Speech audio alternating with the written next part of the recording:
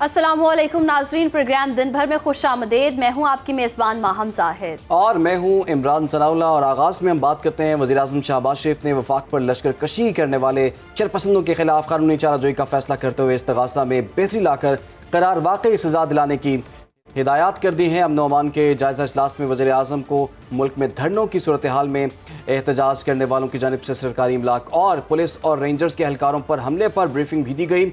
वज़ीर आज़म ने इस्लामाबाद या मुल्क के किसी भी शहर पर ज़ाती मकासद के लिए लश्कर कशी को रोकने के लिए जामे हिकमत अमली मुरतब करने की भी हिदायत कर दी है। बिल्कुल। और वज़ीर आज़म कहते हैं कि इंतशारी टोले ने लश्कर कशी करके सिक्योरिटी फोर्सेस के एहलकारों को शहीद किया, उन्हें ज़ख्मी किया। वज़ीर आज़म बोले, ये कैसे इनकलाबी हैं जो इस मुल्क की तबाही और इंतशार फैलाने की मज़मूम कोशिश कर रहे हैं। वज़ीर आज़म ने इंतशार फैलाने की मज़मूम कोशिशों के नतीजे में मुल्क को अरबों रुपए का नुकसान पहुंचाने की जिम्मेदारी इंतशारी टोले और इसके करता धरता पर डाल दी है। वज़ीर आज़म ने आइंदा ऐसी किसी भी सूरत हाल से निपटने के लिए मुल्क भर में एंटी राइट्स फोर्स कायम करने की हिदायत भी दे दी हैं। तो एहतजाज तो किया गया था, अब इसलिए हो रहे हैं कि हुकूमत की जानिब से सख्ती की जा रही है, कानूनी कार्रवाई का कहा जा रहा है। इसी पर बात करने के लिए हमारे साथ मौजूद हैं राना कैसर साहब, सीनियर तज्जियाकार हैं। बहुत शुक्रिया आपके वक्त का। सर, कहिएगा, अब हुकूमत ने कानूनी कार्रवाई करने की हिकमत अमली अपना ली है, कितनी सख्ती होने जा रही है PTI वालों के लिए? देखिए, आज एक इजलास था जिसकी सदारत वज़ीर आज़म ने की और इससे पहले कल भी हमने देखा है कि इसी तरह की इजलास हुए और उनमें ये सूरत हाल जो है सिक्योरिटी के हवाले से वो डिस्कस की गई। एक सिचुएशन डेवलप हुई, पाकिस्तान तहरीक इंसाफ के लोग इस्लामाबाद में दाखिल हुए। उसके बाद हम सबको मालूम है, पूरी कौम जानती है कि यहाँ पे इस्लामाबाद में क्या हुआ। देखिए, बहुत सारे सवालात हैं। एक तो ये है कि क्या इस्लामाबाद में ऐसी सूरत हाल होनी चाहिए? बिल्कुल नहीं होनी चाहिए, क्योंकि इस्लामाबाद हमारी सीट ऑफ द गवर्नमेंट है। यहाँ पे इस किस्म के फसादात कह लें उसको, या लश्कर कशी कह लें, या रियासत की तरफ से जो है वो ज़्यादती कह लें, किसी तरह का इस तरह का माहौल पैदा नहीं होना चाहिए। अगर किसी तरफ से भी अगर कोई लश्कर कशी की जाए या फोर्स का इस्तेमाल किया जाए दूसरी जानब से भी, तो उसका इम्प्रेशन जो है बैरून जो है ममालिक में वो बहुत नेगेटिव जाता है। ख़ास तौर पर ऐसे वक्त जब पाकिस्तान अपने इकनॉमिक रिवाइवल की बात कर रहा है, दुनिया को अपनी तरफ अट्रैक्ट करने की कोशिश कर रहा है, इन्वेस्टमेंट लाने की कोशिश कर रहा है, तो ऐसे में एक माहौल ऐसा पैदा हो जाए अगर इस्लामाबाद में, तो वो बिल्कुल भी पाकिस्तान के मफाद में नहीं। अब इसके बाद देखना यह है कि ये जो आज वज़ीर आज़म ने बात की है कि बिल्कुल सख्त इक़दाम किए जाएंगे, कार्रवाई की जाएगी जो लोग इसमें मुलव्वस थे। देखिए जी, अगर तो इसको देखा जाए तो वो एक और एस्पेक्ट है इसका, और अगर हम सिर्फ इस लिहाज से देखें कि यहाँ पे प्रोटेस्ट क्यों हुआ, उसका भी फिर एक कॉन्टेक्स्ट है।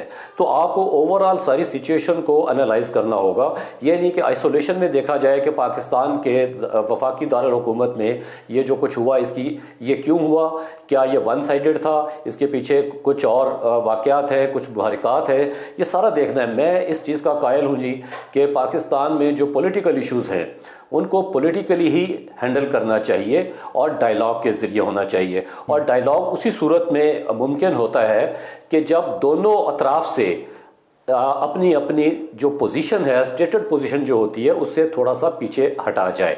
रियासत को भी पीछे हटना होता है और जो पॉलिटिकल पार्टीज़ हैं या अपोजिशन है उसको भी पीछे हटना होता है। लेकिन सूरत हाल ऐसी हुई कि दोनों अतराफ से कोई भी अपनी स्टेटेड पोजीशन से पीछे हटने को तैयार नहीं। लेकिन जब इस तरह की सूरत हाल पैदा हो जाती है तो फिर इसमें इनिशिएटिव हुकूमत को ही लेना पड़ता है। अगर हुकूमत डायरेक्टली खुद ऐसा इनिशिएटिव या सामने आके बात नहीं करती तो कुछ ऐसे अकाबरीन जो हैं, हमारे सियासी अकाबरीन जो होते हैं, उनको इसमें इन्वॉल्व किया जाता है ताकि एक ऐसा माहौल पैदा किया जा सके जिससे डायलॉग शुरू हो सके। कोई भी दुनिया का मामला है, देखें जी, दुनिया में बड़ी बड़ी जंगें हुई और उनका इख्तिताम टेबल पर ही हुआ और वहीं पे ही फैसले हुए और वहीं पे ही मामला तय पाए। तो कोई ऐसा मामला नहीं है। ये बिल्कुल राना साहब, आपकी बात तो बिल्कुल दुरुस्त है कि 2014 के धरने में भी हमने देख लिया था कि एक बाकायदा तौर पर कमेटी तश्कील दी गई थी जो कि जाके मुज़ाकरात करती, लेकिन इस दफ़ा ऐसा कुछ नहीं है। आपके ख्याल में 2-4 दिन पहले जो सिचुएशन बनी थी, मिस हैंडल किस जानिब से हो गया ज़्यादा, हुकूमत की जानिब से या PTI की जानिब से? और आने वाले दिनों में PTI पर आप कितनी सख्ती देख रहे हैं? देखिए, अगर आप ये कहेंगे कि मिस मैनेज कैसे हुआ, मिस हैंडल कैसे हुआ, तो मेरा ख्याल है कि मिस हैंडल तो हुकूमत की जानिब से हुआ। देखिए, अगर वहाँ से खैबर पख्तूनख्वा के वज़ीर आला बुशरा बीबी के हमरा और अपने कारकुनों के हमरा इस्लामाबाद की तरफ रवां थे, तो उसी वक्त पॉलिटिकली इंगेज कर लेना चाहिए था। और जैसे मैंने अभी पहले कहा कि कुछ सियासी मोतबर लोग जो हैं, अकाबरीन जो हैं, उनको इन्वॉल्व करना चाहिए जो कि न्यूट्रल भी हों, तो उससे ये मामला तय पा जाते हैं। अब उसके बाद देखिए जो पाकिस्तान तहरीक इंसाफ की क़यादत है, जो उनका बानी चेयरमैन है, वो तो जेल में है। एक कम्युनिकेशन गैप भी है पाकिस्तान तहरीक इंसाफ का अपनी क़यादत के साथ। अब अक्सर ऐसा होता है कि वो जो बात कही जाती है वो सही तरीके से आगे नहीं पहुंचती। और अभी हमने देखा है कि कल एक दो जो लोग हैं पाकिस्तान तहरीक इंसाफ के, उनके हवाले से यह बात सामने आ रही है कि बानी तहरीक इंसाफ जो है उनके साथ वो बात ही नहीं हुई जो उन्होंने बाहर आके कन्वे की, और वाइस वर्सा। तो ये एक ऐसा कन्फ्यूजन है जो क्रिएट हुआ, और हमने देखा कि पाकिस्तान तहरीक इंसाफ की सफ़ों में भी काफ़ी खलबली मची हुई है, और वहाँ पे भी जो है ट्रस्ट डेफिसिट पाया जाता है। कुछ लोगों ने इस्तीफ़ा भी अपनी ऑफिस से दे दिया, जो पार्टी के ऑफिस हैं। तो अब आप देखिए कि हुकूमत की जानब से बेसिकली मैं इसी चीज़ पे कहता हूँ कि हुकूमत को ही इनिशिएटिव लेने पड़ते हैं, बिकॉज हुकूमत रिसीविंग एंड पे होती है और हुकूमत का एक किरदार होता है। लेने पड़ते हैं। राना साहब, ये भी सुनने में आ रहा है कि पीटीआई बतौर जमात खत्म कर दी जाएगी, रहेगी नहीं, तो ये भी सूरत हाल पैदा हो सकती है, क्योंकि जिस तरह के हम एहतजाज देख रहे हैं, मजीद ऐसे हमारा मुल्क जो है वो बर्दाश्त नहीं कर सकता कि हमारी मईशत को इतना नुकसान हो, अरबों का नुकसान हो गया है। दोबारा ऐसे एहतजाज को रोकने के लिए क्या ये ठीक हिकमत अमली है? देखिए, किसी पार्टी को बैन करना जो है वो तो एक बहुत ही बड़ा एक्सट्रीम स्टेप है आज के दौर में। माजी में हमने देखा एक नेशनल अवामी पार्टी थी जिसको 1970s अर्ली 1970s में बैन किया गया, फिर उसके बहुत सारे धड़े बन गए, मुख्तलिफ नामों से मुख्तलिफ पार्टियां वजूद में आई।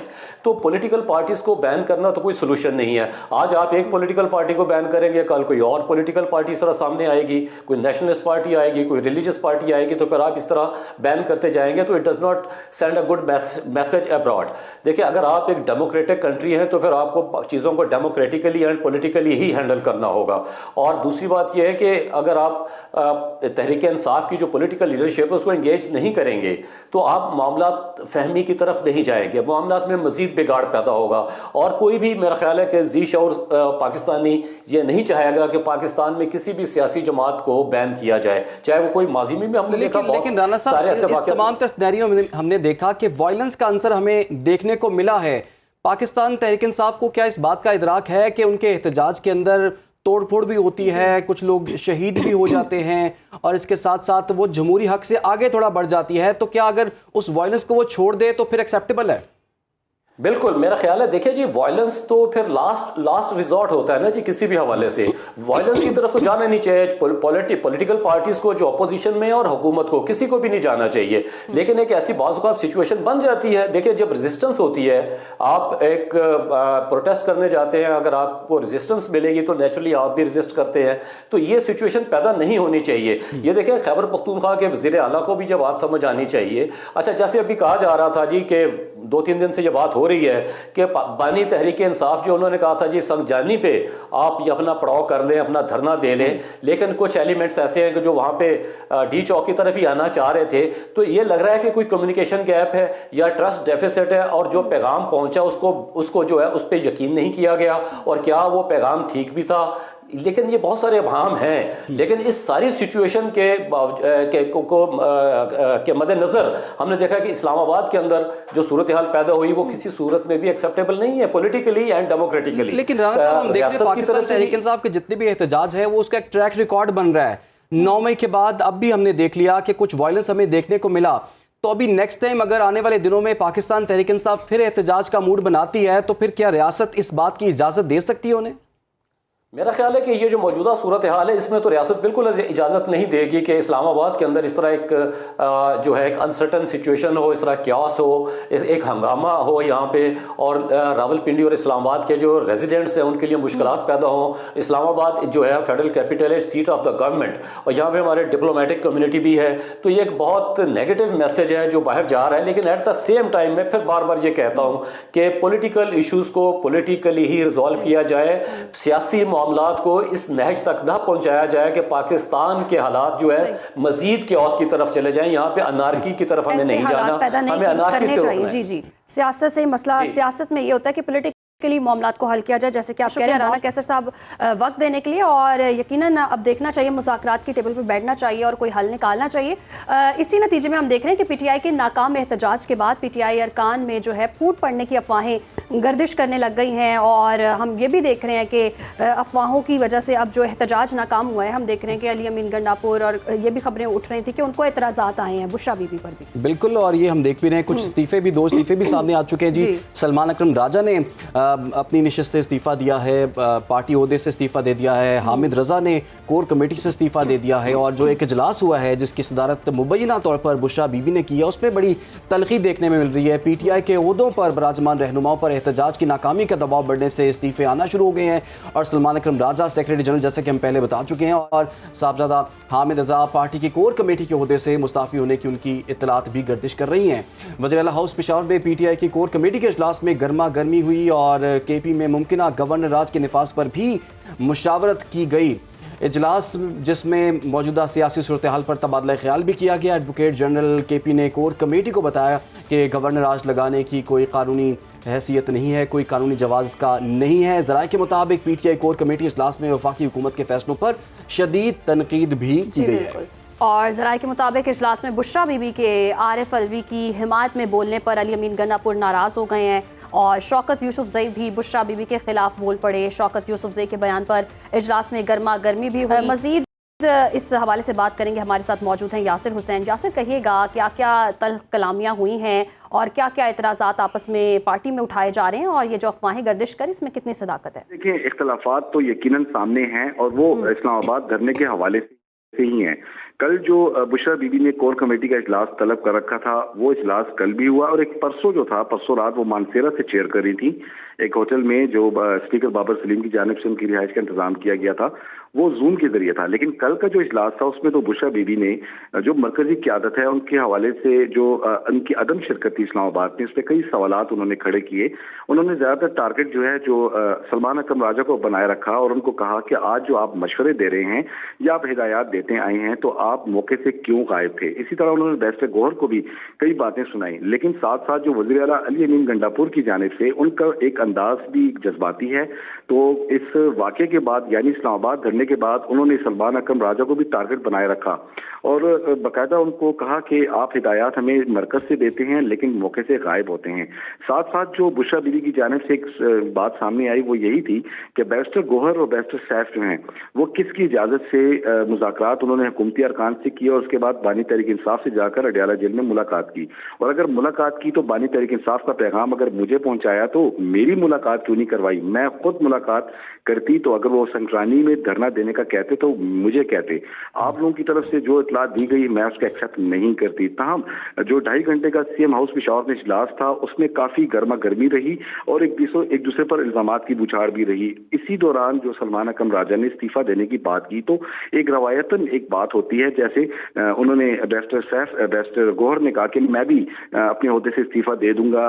इसी दौरान अली अमीन गंडापुर ने भी कहा कि मैं भी फिर सूबाई सदारत से इस्तीफा दे दूंगा। तो उसके बाद शिबली फराज ने एक बात उठाई, जो हमारे सोर्सेज का कहना है कि शिबली फराज ने कहा कि अगर आप लोग सारे अपने ओहदों से इस्तीफा देते हैं तो फिर नई कैबिनेट बनाई जाए, नई जो है मरकजी सतह पर बनाई जाए। तो इस दौरान जो है बुशरा बीबी ने बहुत बड़ा एतराज करते हुए कहा कि आप लोग ओहदों की बंदर बांट कर रहे हैं, इसलिए वो इजलास छोड़ के जा रही हैं। तमाम वो इजलास से नाराज होकर वापस उठ कर गई। तमाम मशाल यूसुफजई को कहा गया कि बुशरा बीबी को लाया जाए और वो बाकायदा उनको मनाया जाए, लेकिन बुशरा बीबी इजलास में वापस नहीं आई। यासिर, जैसे कि आपने बताया कि इख्तलाफात तो हो रहे हैं, कारकुनान आपस में एक दूसरे से तलकलामी भी कर रहे हैं, इजहार भी कर रहे हैं, जैसे कि कहा गया था बुशरा बीबी की जानिब से कि वो तो बानी पीटीआई का बस पैगाम देने आई है, सियासत में सच उनका कोई इरादा नहीं आने का। तो ऐसे लग रहा है बज़ाहिर के ज़राए क्या बताते हैं कि आगे बुशरा बीबी ही लीड करें या सियासत में आए? देखिए माम, ये पहले से प्लान था सारे मामला जो थे। बुशरा बीबी अगर आप देखें ना, तो इस्लामाबाद धरने की जब डेट दी गई, तो उसके बाद जो सीएम हाउस पेशावर में मीटिंग्स और इजलासों का सिलसिला जारी रहा, तो उनको चेयर बुशरा बीबी कर रही थी। उसी से साफ जाहिर हो रहा था कि वो जो है आगे बढ़ना चाह रही हैं। और साथ साथ ये भी एक चीज सामने आई कि उनको मरकजी क़यादत हो या पंजाब की क़यादत या केपी की, उनको ट्रस्ट नहीं रहा उन पर, क्योंकि इससे कबल भी कई बार, जैसे 2 बार अली अमीन गंडापुर जो है वो इस्लामाबाद पहुंचे और वहां से फिर अचानक से गायब हो गए। तो वो जो मामला चल रहा था वो ट्रस्ट के फुकदान का चल रहा था। इसी वजह से बुशरा बीबी ने प्लान कर रखा था, और शायद हो सकता है कि उन्होंने बानी तहरीक इंसाफ को भी एतमाद में लिया हो, लेकिन इन्होंने ये जो है पत्ता शो नहीं किया। लेकिन अगर आपने देखा हो 26 नवंबर की सुबह वज़ीर आला हाउस में भी तल्ख कलामी हुई वज़ीर आला और बुशरा बीबी के माबैन, जो कि लफ्जी तल्ख कलामी थी, वो इसी बुनियाद पर थी कि अली अमीन गंडापुर ने कहा कि आप नहीं जाएंगी। उन्होंने कहा कि मैं सवाबी तक जाऊंगी और सवाबी से मैं वापस आ जाऊंगी। लेकिन उसके बाद जो अजाइम जो दिखाई दिए अली अमीन गंडापुर को, उन्होंने बाकायदा जो है अपनी मरकजी क़यादत को भी कह दिया कि बुशरा बीवी जो हैं अब बाकायदा मेरे साथ इस धरने को भी लीड करने जा रही हैं।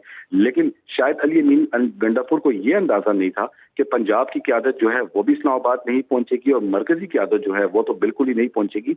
आप देखें ना, इस 26 नवंबर को मरकजी क़यादत के भी कोई अरकान नहीं थे, और मैं साथ साथ ये भी कहता चलूं कि अहमद अजहर को भी शदीद तनकीद का निशाना बनाया गया। और गुज़िश्ता रोज अली अमीन गंडापुर ने यह गिला भी किया कि पंजाब के 700 से ज़ायद जो अरकान हैं और वर्कर्स हैं, वो 21 नवंबर को जो है शावर सीएम हाउस आए थे। उन्होंने तमाम तैयारियों के हवाले से ब्रीफिंग दी थी। तो फिर अचानक से लाहौर की हद तक ये प्रोटेस्ट क्यों किया गया और वहां पर भी नहीं हुआ, तो उस पर जवाब शेख ठीक है, इस वक्त काफ़ी तनकीद की जा रही है। बहुत शुक्रिया यासिर हुसैन, ब्यूरो चीफ पेशावर, हमें इस हवाले से आगाह कर रहे थे। प्रोग्राम के सिलसिले को आगे बढ़ाएंगे और आपको बताएंगे पाकिस्तान में चैंपियन ट्रॉफी 2025 का इनेकाद मखमसे का शिकार हो गया है। भारत के पाकिस्तान में चैंपियन ट्रॉफी खेलने से इनकार के बाद ताहाल चैंपियन ट्रॉफी का शेड्यूल भी जारी न हो सका। ज़रा के मुताबिक पाकिस्तान क्रिकेट बोर्ड आईसीसी को अपने उसूली मौक़िफ़ बारे पहले ही आगाह कर चुका है। पीसीबी चेयरमैन मोहसिन नकवी का कहना है कि अगर भारत पाकिस्तान में चैंपियन ट्रॉफी खेलने नहीं आता तो पाकिस्तान भी किसी सूरत भारत में कभी क्रिकेट नहीं खेलेगा। पाकिस्तान आईसीसी को ये भी बावर करा चुका है कि पाकिस्तान हाइब्रिड मॉडल के तहत किसी दूसरे मुल्क में चैंपियंस ट्रॉफी के मैच भारत से खेलने को भी तैयार नहीं है। चेयरमैन पीसीबी मोहसिन नकवी ने दुबई में अहम मुलाकातें भी की हैं और मोहसिन नकवी ने आईसीसी चेयरमैन ग्रेग बार्कले से खुसूसी मुलाकात करके पीसीबी का दो टोक मौक़िफ़ पेश किया है। चेयरमैन पीसीबी मोहसिन नकवी कहते हैं कि 2023 में आईसीसी के कहने पर ही भारत जाकर खेल चुके हैं, इसलिए भारत को पाकिस्तान आने पर उसूली तौर पर कोई एतराज़ नहीं होना चाहिए, खेल होना चाहिए, ना कि सियासत बना दिया जाए। इसी पर बात करेंगे। हमें ज्वाइन के लिए स्पोर्ट्स तजज़ियाकार इरफान ज़हीर ने। जी इरफान, अभी तक पाकिस्तान भी अपनी पोजीशन पर कायम है और आईसीसी भी कोई फैसला नहीं कर सका। आपके ख्याल में इस वक्त आईसीसी प्रेशर में है, नहीं मामला हल हो पा रहा, आगे क्या होने वाला है? जी बिल्कुल इमरान, आपने ठीक कहा, प्रेशर तो काफ़ी ज़्यादा बिल्ड हो चुका है। सबसे बड़ी चीज़ ये है कि आईसीसी की अथॉरिटी को चैलेंज किया जा रहा है और वो कर भी बीसीसीआई रहा है। और कब से हम देख रहे हैं, ये तो एक तमाशा चल रहा था जो भारत की तरफ से दुनिया क्रिकेट के अंदर मुसलसल कंटिन्यूसली ये हम देख रहे थे। अभी ये प्रेशर की ही रीजन है कि आपको मालूम होगा कि आज का जो इजलास है वो मुलतवी कर दिया गया है। अब मोस्ट प्रॉब्ली यही कहा जा रहा है सोर्सेज के मुताबिक कि कल होगा, और मेरे सोर्सेज के मुताबिक कि अभी भी डिस्कशन चल रही है। मोहसिन नकवी साहब भी दुबई में मौजूद हैं, वो भारतीय बोर्ड से भी बात कर रहे हैं, आईसीसी के मेंबरान से भी बात हो रहे हैं। ये तमाम वो बैकडोर आपकी जो डिस्कशन है वो उसका मकसद यही है कि कल जो बोर्ड मीटिंग होगी, 15 रुकनी बोर्ड मीटिंग है, उसमें ये फैसला होना है कि क्या हाइब्रिड मॉडल के तहत चैंपियन ट्रॉफी होगी या ये पाकिस्तान में होगी। और मेरे सोर्सेज के मुताबिक ये है कि भारत को भी बताया गया है, रिटर्न नहीं, बट ये डिस्कशन जरूर आई है कि जब लास्ट ईयर पाकिस्तान ने ट्रैवल करना था वर्ल्ड कप के लिए, तो हमने डिफरेंट इम्प्लीकेशन की बात की थी, पेनल्टीज की बात की थी कि आपको शेयर नहीं मिलेगा, आपकी रेटिंग पॉइंट कम हो जाएंगे, आपको जो आगे बायलैटरल सीरीज होनी है वो नहीं मिलेंगी। तो ये अब बातें किसी न किसी जगह पे भारत को भी कन्वे की गई हैं और उन पर प्रेशर बिल्डअप होना शुरू हो गया है।